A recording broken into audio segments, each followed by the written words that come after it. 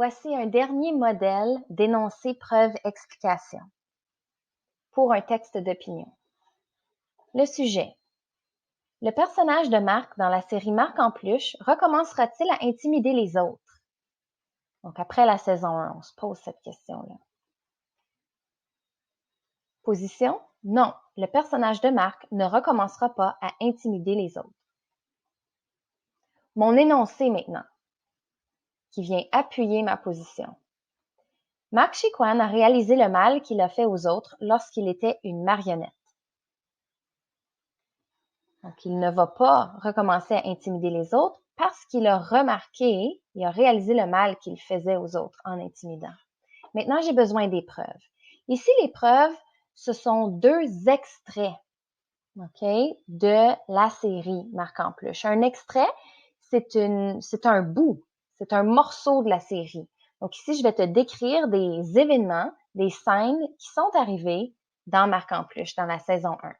J'ai mis 2 preuves pour cet énoncé, puis ça, c'est permis. Si tu es capable de trouver 2 preuves pour un énoncé, tu peux inclure les 2. Lorsqu'il est une marionnette, Marc se fait intimider.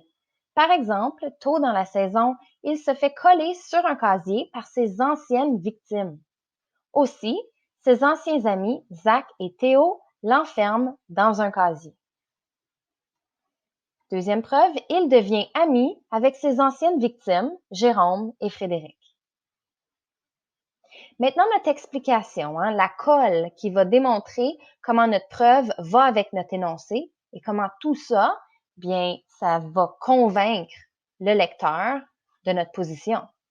On veut les convaincre que non, le personnage de Marc ne va pas recommencer à intimider. L'explication. En subissant à son tour de l'intimidation, Marc réalise ce qu'il a fait subir aux autres.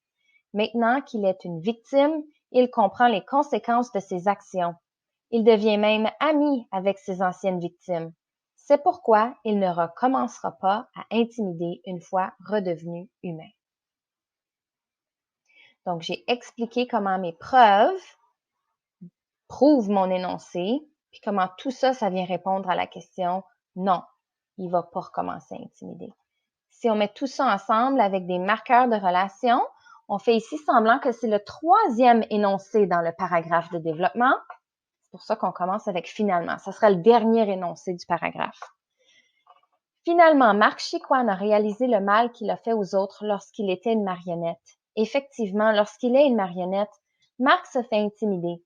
Par exemple, tôt dans la saison, il se fait coller sur un casier par ses anciennes victimes. Aussi, ses anciens amis Zach et Théo l'enferment dans un casier. De plus, il devient ami avec ses anciennes victimes, Jérôme et Frédéric. Alors, en subissant à son tour de l'intimidation, Marc réalise ce qu'il a fait subir aux autres.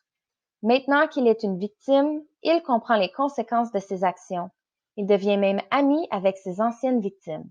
C'est pourquoi il ne recommencera pas à intimider une fois redevenu humain. Donc, l'énoncé est utilisé pour prouver notre position, pour appuyer notre position. C'est pas suffisant de juste dire notre position. Non, le personnage de Marc ne recommencera pas à intimider les autres. Si on veut convaincre les gens, on a besoin des arguments, des raisons. Ça, ce sont nos énoncés. Puis l'énoncé tout seul, il n'est pas très convaincant.